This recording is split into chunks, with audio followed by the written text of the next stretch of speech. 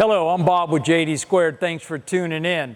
It's been a while since I've shot a video. The last one I shot, we were talking about cutting structural steel in the XR12, for instance, like C-channel, angle iron, I-beam, stuff like that. Well, what happened is we learned a tremendous amount during this period of time. We talked to our customers. We did like surveys or polls, like what are the most common kind of metals being cut in the metal industry? What does our customer want in a machine? So that's what we did. So months and months back, we created this list, and it turns out that the number one thing that everybody wants is an easy way to cut structural steel, such as this piece of angle iron right here with just two simple holes in it. They want to be able to, for instance, import an NC1 file at the machine and then have unskilled labor, somebody who hasn't been extensively trained or doesn't know how to use a CAM program or whatever, to be able to just load it and cut that thing out and let's get on with it. Well, I'm happy to say that we are pretty much almost done. We now have a new tilt head I'll be talking about here in a minute. We've got a new probe system, new marker system. We've done a tremendous amount. So what I would like to do is give you very quickly, for the new viewers who have never seen the XR12, an overview of where we were at up to about 4 or 5 months ago on the XR12. So let's go ahead and do that. The XR12 was designed to be a multi-purpose platform. It wasn't really designed just for plasma cutter. For instance, you could put a router on it. Most of you already know that. Like I said, this segment here is for the new people looking at the machine. The machine, up until about 5 months ago, when we started working on the structural problem, was already really good at handling, for instance, up to 12-inch Schedule 80 steel pipe, 24 feet long. This is a part right here, relatively heavy part for a customer that we did. And it's 12 by 12, half-inch wall, and we can cut that up to 24 feet long. Now, this particular part, notice it's short. It was cut in our new stabilizer system that we brought out, I don't know, 4 or 5 months ago, that allows you to cut a lot of little pieces in large, heavy material like this right here. We've also done custom jobs like this particular stainless steel perforated tube for a water filtration system in nuclear reactors. This is another customer's part. I'm not sure what it was for, but it's 8-inch pipe with some pretty large holes cut in it, pretty heavy wall. You can kind of get an idea. And then, of course, the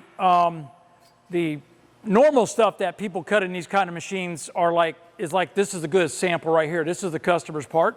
You're going to coat the ends, and then in this particular piece, he wanted to use our drill system to drill 1/4-inch holes because he wanted 1/4-inch holes.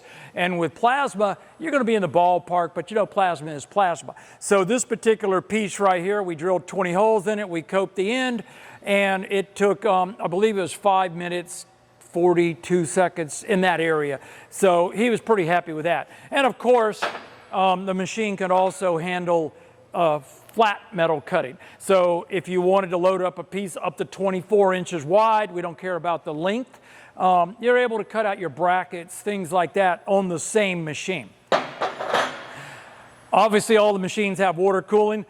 So like I'll give you a good example. This particular, I'll see if I can get up close here for you. That is as cut right there. If you notice, there's like no slag on the inside. That's because all of this machine has, through the part, coolant while we're cutting. So we had all that mastered. We created multiple stabilizers. This happens to be a stabilizer, and I will be explaining. You're going to love what this thing does. I'll be explaining to you here in a little while. But this is just one of the 5 different stabilizers we sell. This one happens to be for structural steel, such as angle iron, C-channel, stuff like that. But we have stabilizers all the way up to square tubing, 12 by 12, and then we make other stabilizers. This particular stabilizer, since this part isn't actually round, it's about an 1/8-inch oval. They roll it. We actually made a stabilizer that used Delrin pads on the bottom to stabilize it, and it worked really well. So we pretty much mastered all that. Our software worked really good, especially in the railing industry. We sold quite a few machines for people who are just doing railing. So we conquered all that. And then we switched our sights to structural steel. And by structural steel, of course, I'm talking about angle iron, C-channel, and I-beam. And since we had a machine that rotated the part, that's kind of the way we looked at it. We needed to be able to rotate the part. Well, to put it frankly, all hell kind of broke loose. It was very hard to do this easily. Yeah, the machine could do it, but it wasn't as convenient as, I know this sounds ridiculous, but if you got a Python X, $1 million Python X, it's going to do a much better job of doing structural steel than an XR12 is if we have to rotate it. So we set our sights on solving that problem, and that's what we're going to go ahead and talk about next. We're going to talk about the attachments right here because we've got quite a few new attachments. I'll explain to you what they do and why they're there. So let me go ahead and clear this stuff off the machine, and then we'll look at the tooling in the machine. Let's go ahead and talk about some of the new attachments that we put on the machine. First thing I ended up having to do was we wanted to add a kinematic probe system, this right here. So you can see me moving it around up or down. It's kind of like what you'll see a Renishaw, for instance, in a CNC. Well, we had to design and build our own because we're in a plasma environment and it's extremely nasty. The odds of crashing this thing into the metal, if you're not paying attention, it's probably going to happen one day. So we wanted a probe system that we could easily supply repair parts for pocket change, so it doesn't, break the piggy bank type deal. So instead of a $2,000 Renishaw, we designed and built our own, same principle, we designed and built our own. So this is the probe right here. Now, when I designed that, I designed it to be as small as possible with the maximum amount of range. And the idea on the range was, you can see how much it's moved. It moves a lot. And that was just for forgiveness, that if you went too far, we don't want to break the unit out. It's actually strong enough to where we can bend this pointer and not hurt the internal. So it's a very rugged device. Now, I'll tell you in a minute why I developed the probe system.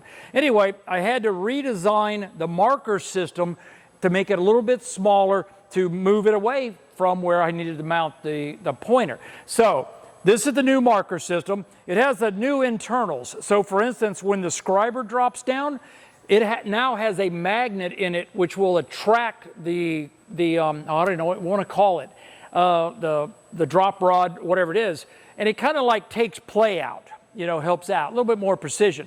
But mainly it was designed to be smaller, do the same job as the old one. So for you new guys out there, all of our machines come with a pneumatic scriber for permanent marking, and then of course we've got another station here for magic markers. Now the new system also allowed us to, if we want to in the future, we can even add more tools to it. So for instance, if somebody wanted, a marker, a scriber, a magic marker, and then maybe an air-powered pneumatic hand pencil or something like that, so if they wanted to actually engrave deep into the metal, we could easily make one of these now that is 3 long. Now, before I talk about this attachment, I'll say one thing more about the marker system. If a customer who already has our machines decides to purchase we call it the BLE, by the way, I'll tell you why in a minute, but the BLE, which is the tilt head system, they're going to get a new marker system with it, because it all ties together. The probe system is relatively cheap. It's 3 figures. I don't know exactly what the final price is going to be, but we're trying to keep it cheap. And then the BLE, though, is the more expensive because we got a tremendous amount of R&D in it. Like, for instance, we're running very expensive gearboxes. This is a 101 strain gauge gearbox that we currently have on it. So that normal price for the BLE, which by the way stands for Beam Line Emulator, and I'll tell you what that means here in a minute, is $19,900. Now what we're going to do, we have a bunch of XR12s out there, and we got a tremendous number of people waiting on the ability that I'm getting ready to describe to you that the machine is now capable of. We're going to do it at half price. I'm not trying to sell you anything. I'm just trying to answer, as many questions in this video that I can. So $9,800 is below our cost. But we figure that you're an early adopter. So if we do have any growing pains with it, some of the fringe cases, we know we've got 90-something% of all cases handled.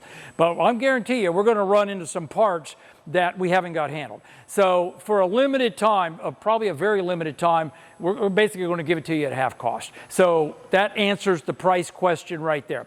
So what does the BLE do? Let me walk over real quick. You know, I'm going to be out of the video. That's probably a good thing. And I'm just going to move it around a little bit so you can see it. Now, if I come over here, we had to add 2 new axes to the machine. One of them is the W axis right here, you know, up or down. Now, what that axis did was this is what's going to allow us to get down in between an I-beam, because our goal here is to very quickly be doing what that $1 million beamline machine, or at least mostly what it does, on a machine that is sub $100,000. Now the limit structural on the machine currently is 12 inches. So 12-inch C-channel, angle iron, 12-inch angle iron too, even though the biggest we found so far is an unequal length 8x6 3/4-inch wall. This particular fixture can handle that all the way down to 1 inch by 1 inch 1/8 inch wall angle. It'll handle it all, same feature. Now, this is what we call the W axis, up or down. It is a redundant axis. So you have a Z axis that will also go up and down. Let me move that so you can kind of see what I'm talking about right here. So this is the Z axis. If you notice, we're moving the whole entire tool plate. We have to do that because we need a pretty good amount of power for the drill system. So if I was to expose the drill, you can see the drill pop out right there. We need that force up to 200 pounds. Whereas the BLE right here, the Beam Line Emulator, is only moving the torch. So it doesn't matter much. Let me go ahead and retract the drill. So anyway, with redundant axis like that, that puts a heck of a strain on the software. Now, I'll be talking about software after we get done describing this stuff right here. So anyway, that is the axis. Now, the C axis is the important one. That is the one that's going to allow us to, I'm going to turn the rapids way down, to move the torch wherever we want to move it. Let me turn the rapids back up, and then we can go to the other side. So for instance, this is going to allow us to cut structural steel that you do not have to rotate anymore. You literally load and go. So that is the BLE. Let me go ahead and return the head back to where it was. We'll get it in the ballpark. We're not trying to get it exactly right, but we'll get it close right there. Okay. Now, the BLE has a range below the tool plate of 15.49 inches. And that will allow us to get to, for instance, 12-inch I-beam to get to the bottom of the I-beam. It is designed to be very, very narrow. If I break the new floating head off, you could see, I mean, there's my hand. I mean, you could see how narrow this is. Now, the reason it's that narrow is when you're doing, let me see if I could give you a good example. All right, just pretend that this is an I-beam, and you know it's kind of like this, you know, with the flanges up and down. Well, when you come in here, you can only cut so close to this wall because you've got to clear the torch. So what I focused on was keeping this narrow so that as the torch comes down, and this isn't going to happen for a couple months, and I'll talk about that in the software issue. The torch comes down, we need to move in this way to a certain point, but then we need to start tilting so that we can clear the body and cut as close as we can. Now that's how that $1 million beamline machine does it too. So this is nothing new. So anyway, what we've developed here is a system that has tremendous amount of range, versatility, and will do pretty much 99-point-something% of what a $1 million beamline would do in that 12-inch under range. Now, 12 inches where we kind of, you know, put our focus on. Well, it turns out that we got done designing the system. It worked good enough to where I actually think we got a shot at 16-inch C-channel. Don't hold me to it, but right now, I think I've got about 2 or 3 extra inches that I can pull that off. And if I can, I will. But right now, you could take it to the bank. Anything up to 12 inch, you're good to go. Now that's good because what we're trying to do is focus on the stair industry. That's what we're doing. So they're working with 10 and 12-inch C-channel and then angle iron all over the board. We have one customer who is ordering a machine. I think he sent me 51 NC1 files, all angle iron like this. And I mean everything from 5x5 to 3x3 and I mean it's quite a range. Well, it turned out our software handled all of them with zero issue. And over the next couple weeks, it's actually going to get even better. But anyway, that was the idea. And of course, we kind of redid the drill a little bit. Here, let me rotate the torch so you can see the drill a little bit better. All righty, let me rotate. All right, let's go the other way. We're going to go this way here. And we'll get it out of the way. There you go.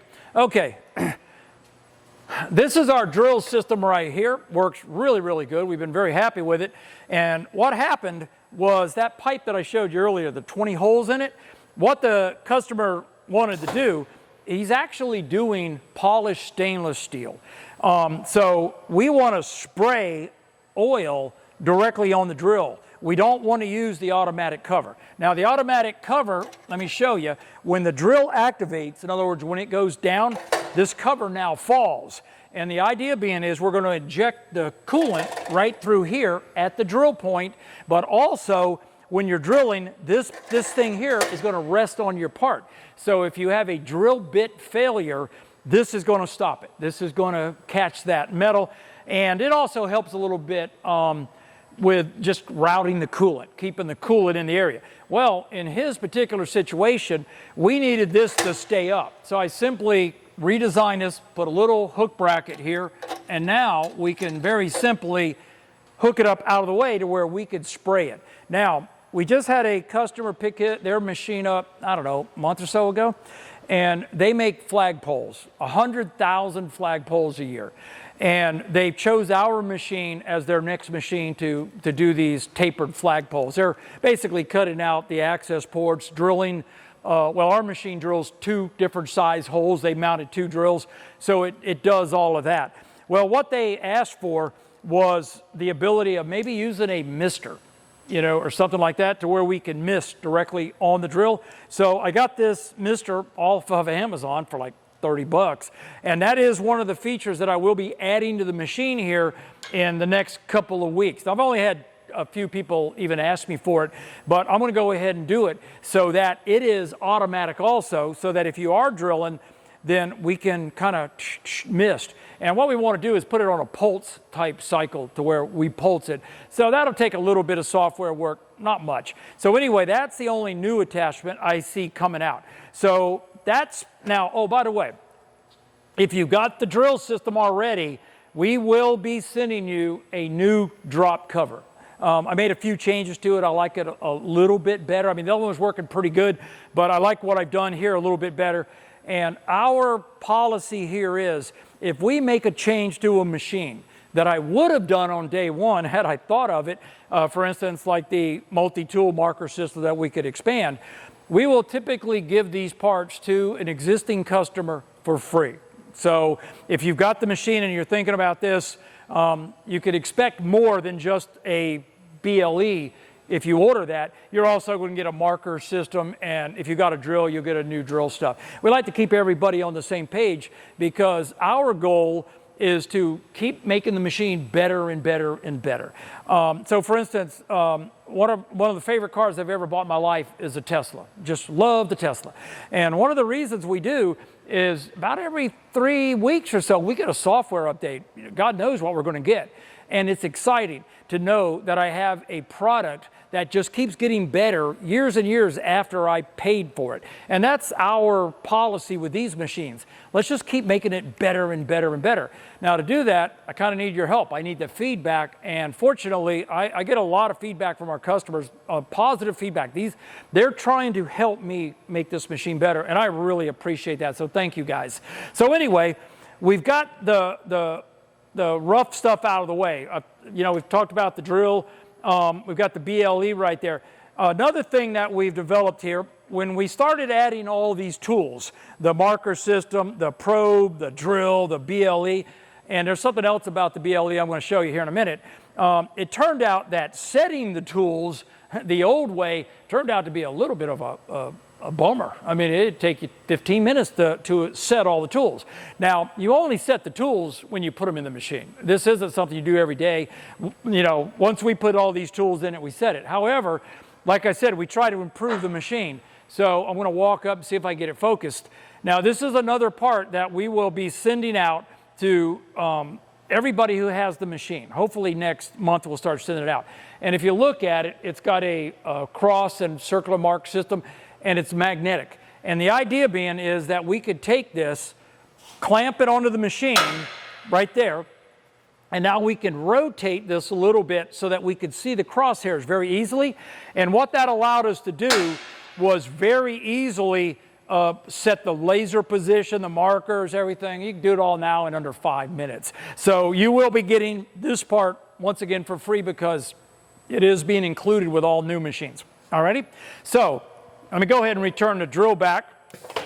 I'm going to walk over there and turn the torch back up, and then let's talk a little bit about structural steel and why we have a probe in it. Almost forgot another important thing to show you, one of the changes we've made to the machine. Remember that part earlier I showed you that had the 20-quarter-inch holes? This is the first one we did. Now, if you could see, it didn't drill all the way through the part, but it did drill all the way through here. Now, the reason it drilled through these holes and not all the way through there is because we manually went into the program and we told it to drill 150 thou deeper here. Now, that is not what you want to do in the real world, because that extra 150 thousandths of drill time per hole, 20 holes, added almost 2 minutes to the cycle. Can't have that. So the reason it happened was we used a pretty advanced round tube stabilizer. Now that stabilizer has 3 transfer balls in it that are pneumatically actuated. The idea being is that if you're not cutting, we want to retract these transfer balls off the tubing so that we could wrap it up or down without dragging the balls down your, let's say your stainless steel pipe and scratching everything. So that's what we did. Now, with the BLE in the machine and the stabilizer being 11 inches away, it literally overcame the power of the air cylinders and pushed the tube down about 150 thou. So by increasing the depth of drill, we solved the problem, but that was a Band-Aid. So to really fix the problem, what we decided to do was use a feature that we had added quite a bit a while back. Most people don't even know it's there. And the idea is that we can mount the torch in multiple positions. So the torch currently has 2 places it can be mounted, L1 and L2. Now the reason we did that back in the day was customer got our machine, and I believe he had a 300 amp Max Pro on it and a 45 amp or a 45 XP, a much smaller plasma unit. And he had a really good reason for it. The big 300, he was cutting really big, heavy stuff. I don't know what it is, but probably over an inch, you know, 1.25 inches maybe. But he also wanted to cut little thin stuff. So the 45 would be handling like 1-inch tubing with a 16 gauge, 60 thou wall, 1.5 millimeters, right? The 300 amp is not going to handle that. I mean, it's just too much torch. It's going to blow right through it. So what we did to accommodate him was we allowed the machine to mount up to 2 torch positions. And what that allowed us to do in this particular situation, after I redesigned the floating head, and I will describe to the new people what a floating head does here in a minute, we are now able to take it off of the BLE and mount it onto the tool plate back where it was before.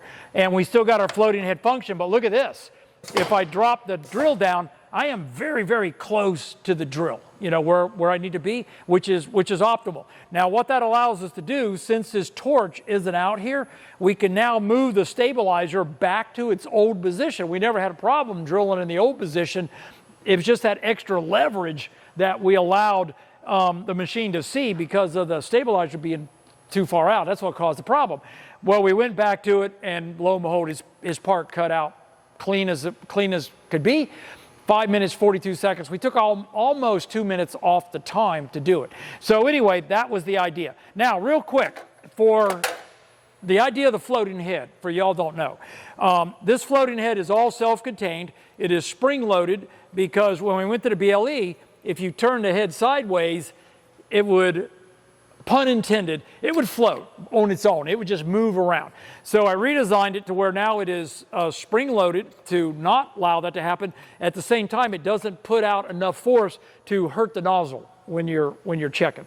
So the idea of the floating head is to allow us to cut and determine the surface or where the surface is of parts that are not electrically conductive. They may be rusty, have paint on them, something that's blocking the connection. Now the way these things work, most plasma systems, is you can see this black wire right here. It's an ohmic wire. And what happens is you bring the torch over and you touch the top of your workpiece, and that makes an electrical connection between the workpiece, which is connected to the machine ground, and the nozzle. Well, that works good unless you can't make that electrical connection. So what we've always done on all of our plasmas for the last 6-7 years is we have mounted floating heads, completely solve that problem. So anyway, there you go. Now another thing too, when I break this off, notice the red light coming on? There's a switch back here that will tell the machine the torch has been dislodged, stop moving, just stop. And it'll turn the torch off and shut it down immediately. Now we're back to green. However, on the user screen over there, I see we triggered an alarm. I have to go say, hey, I put it back. We're good to go. Anyway, now let's go ahead and start talking about software for real. Once again, I forgot something. I should probably get myself a whiteboard one day and keep thoughts, but I always do this. You know how I am. If you watch my videos, you know I just wing it all the time. The other answer to probing metal that isn't any good or isn't conductive is the new probe system right here. It will do the exact same thing. The advantage, though, of using the nozzle to find the workpiece is it's quicker. It just finds it and goes, whereas if we did have to use the probe to find it, we would have to add that time that it would take to probe and then move back to the torch position. All right, let's talk about software here real quick. Software is the end-all of end-alls. I mean, you could have the greatest machine in the world, which we kind of, think we've got. If the software is no good, the machine's no good. So what we've been working on real hard, we have our software package is called Camelot. And we now have it importing NC1 files, angle iron files, stuff like that. Not I-beam. I'll talk about I-beam at the very end. Now, there's several different ways to get information into a machine in order to cut the part. The most common one by far is a file that would be a 3D representation of the part, and those are called step files, IGES files, IGES, things like that. Another way of doing it, which turns out to be unbelievably popular, is NC1 files. Now, NC1 files are files that are kicked out by software such as Tekla, Autodesk Detailer, SDS, I believe it's STS2, all great companies. They make good software. They kick out a format called NC1 that was created, oh my God, decades and decades ago in Germany. And it was for structural steel. So people who are building stairs, buildings, everything like that. And the difference between a step file, which is the most common way to represent a 3D part, kind of like, what a DXF is. A DXF represents a 2D part that you would cut on a flatbed. Well, the step file is the DXF equivalent for a 3-dimensional part like this. So anyway, the difference is the step file is the actual part. Like when we load it into our software, we see the part. The NC1 is a technical description of the part. So when you get an NC1 file, you can literally read it as text. You won't understand what the heck it's saying, but it's all just normal text.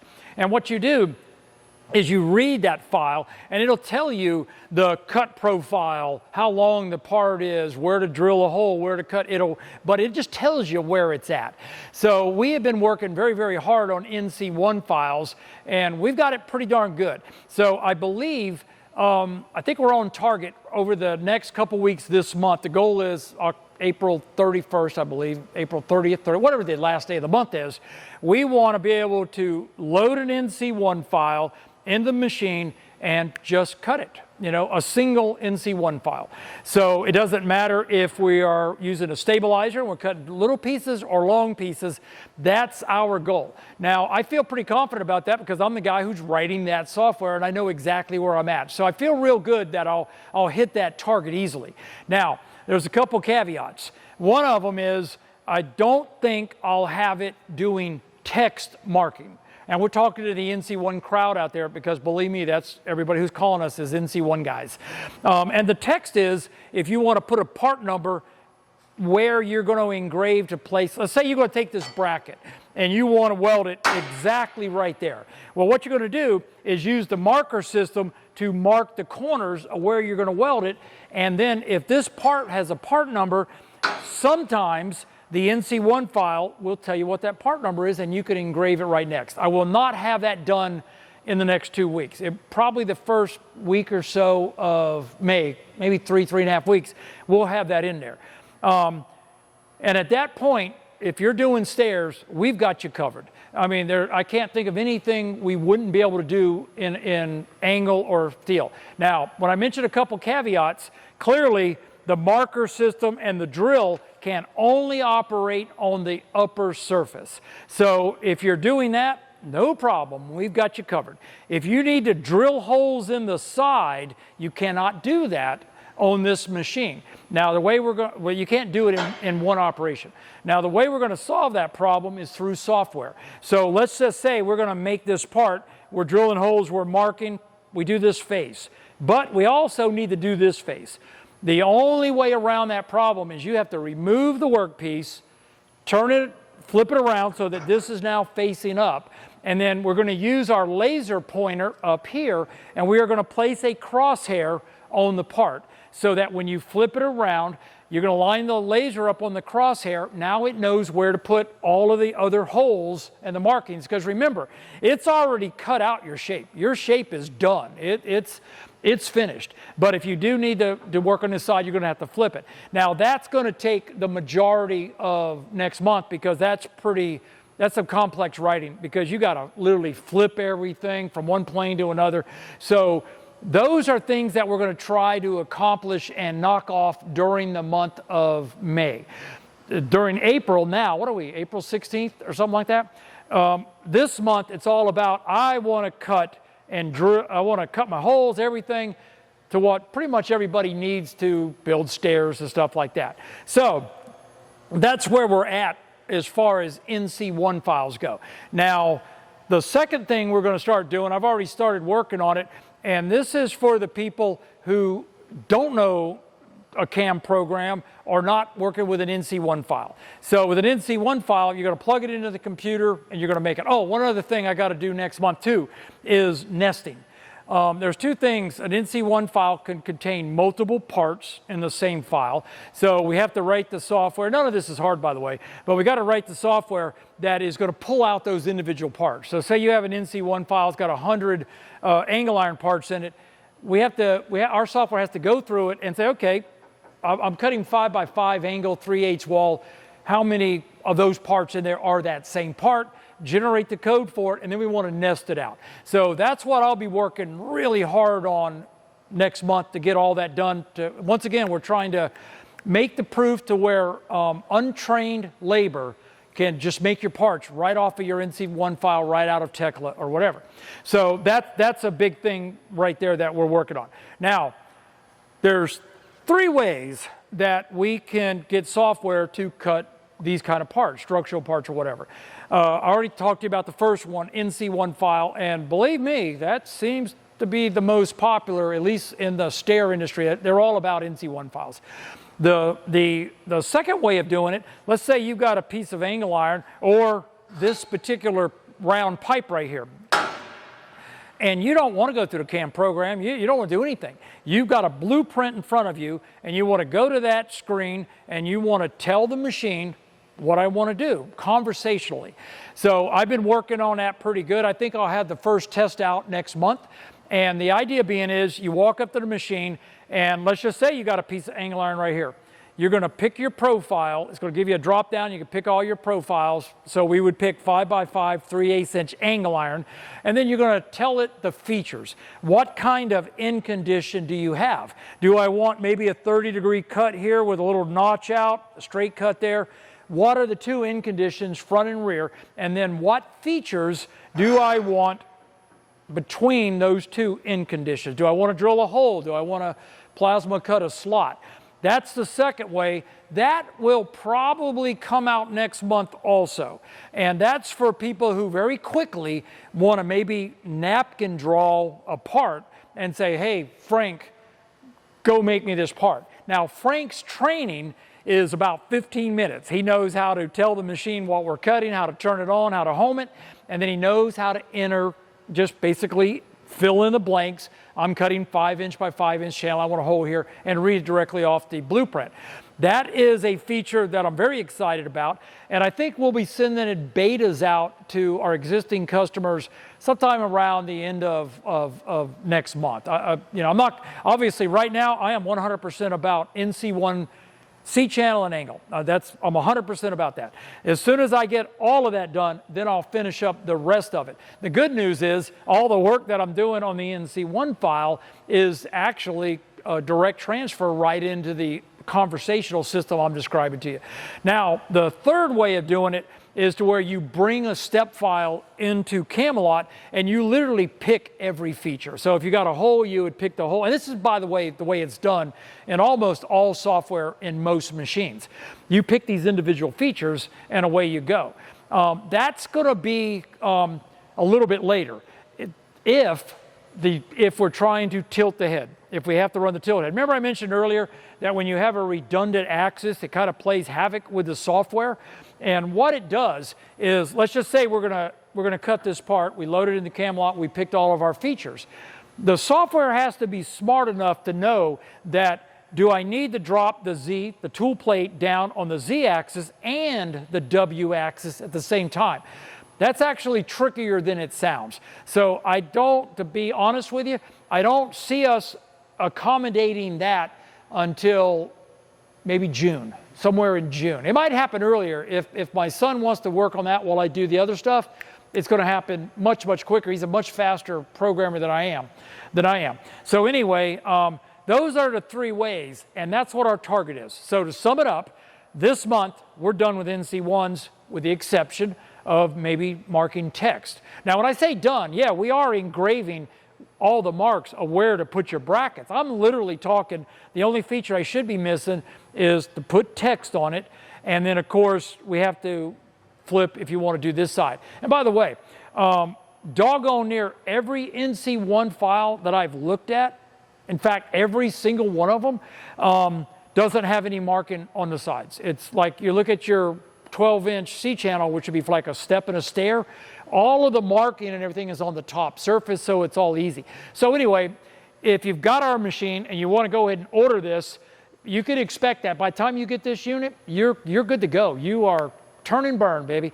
So anyway, that's the software right there. All right, real quick, let's talk about our production schedule. We've got the beam line done. I mean, you're looking at it, and I'm getting ready to cut some metal, by the way. You're gonna see the thing operating and cutting.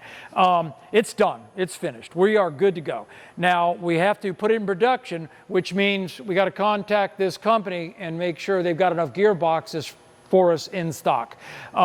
So we're pretty much ready to go. So this whole thing should go into production to where we're building it and getting ready to start delivering somehow in about 4 weeks. I'm thinking second half or middle to the end of May, we start shipping these things out. Now we're going to start manufacturing all of the components probably next week.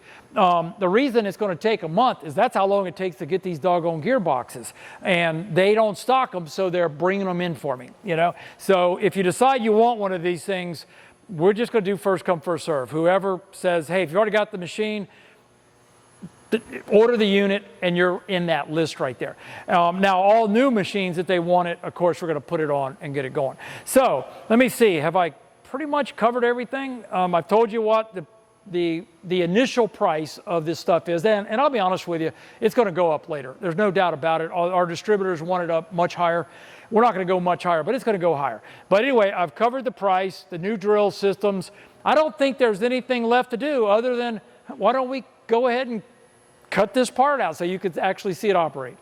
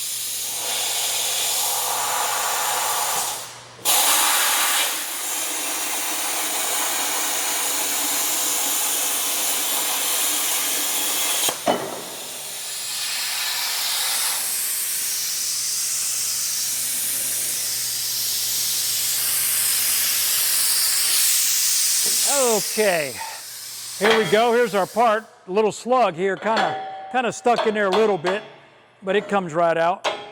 There we go. Boy, she's hot. Okay, anyway, that is, get that slug out of there. That's our part right there. Easy peasy. 1 minute and 29 seconds, I believe. Let me double check that. Is 1 minute 25 second part is done. Now, like I said, I mentioned early next month, we're going to be able to say, hey, I want 50 of those parts, and it's just going to blast them all out. All right, anyway, before I close, let me just touch one more time on structural steel, specifically I-beam. Notice I told you that all of our effort is into angle iron and C-channel for the steering industry. They don't use too much I-beam. However, we are going to be doing I-beam. I don't think, to be honest with you, we're into this until June because I've only had a handful of people that have asked me for I-beam. It's that rare. And at the same time, we probably have 5, 6 people a week call about structural. So anyway, I-beam is in the cards, but that problem I told you about where you've got to tilt the head, this is a complex issue, and we would prefer to have the angle iron and the C-channel completely done next month. And if we try to inject some I-beam software into it, we're probably not going to hit that target. So anyway, I think I've pretty much told you what the heck we've been doing for the last 4 or 5 months. I apologize it's been so long. You're going to see a lot more videos. So for instance, next week, we're going to be doing a video how to use the new tool setter, how to set up. If you've got any NC1 files that aren't simple, like this is a simple part, this is a no-brainer. But if you got something with a pretty complex shape to it, and you would like to send it to me, I'd love to get the metal and cut it to you. Maybe we'll make a little video out of it. In the meantime, keep tuned in.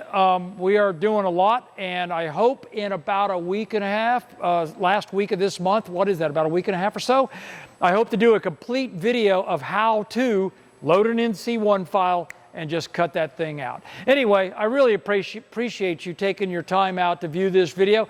Hope you have a great day, and talk to you later. Bye.